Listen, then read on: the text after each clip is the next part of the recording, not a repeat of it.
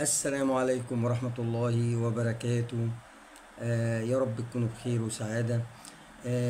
طبعا مع قناة مستر رمضان مهران في تعليم اللغة الإنجليزية، طبعا لجميع دارسي اللغة الإنجليزية، سواء إذا كنت طالب، إذا كنت ست بيت، إذا كنت محتاج اللغة في شغل، محتاجها في الدراسة. إحنا إن شاء الله معاك لطول الخط ومعاك للنهاية إن شاء الله لغاية ما تتعلم اللغة. النهارده كلامي يعني تقريبا مخصص للناس اللي هي يعني مفيش انجليش تقريبا، ما يعرفوش اي حاجه في اي حاجه. طبعا مبدئيا لازم تكون عارف الالفابيتيكال ليترز اللي هي الحروف بتاعه اللغه نفسها، الاي والبي والسي، ودي مش تحتاج منك وقت، بس دي لازم تتعلم. تاني حاجه او تاني خطوه ان انت تبتدي تحط في دماغك كده ربط قرايه الانجليزي بقرايه العربي. هتلاقي الموضوع سهل قوي وسلس. يعني انت لو جيت بصيت كده للفونكس او الصوتيات، هتلاقي اصوات الحروف في الانجليزي تقريبا واحده في العربي، مفيش جديد والله اقسم بالله.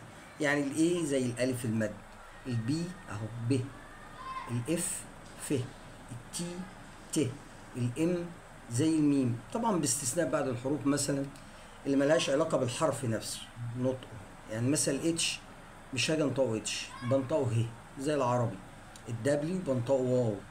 واربط امسك بقى الايه المقاطع او مقاطع الكلمات اللي هي الصغيره، اللي هي من مقطع واحد، 3 حروف 4 حروف، وابتدي جمعها. طبعا حط في الاعتبار ان ما بيكون تاني حرف ايه تحس ان انت بتفتح الكلمه، اي بكسر الكلمه، او اهو تحس ان انت بتضم او.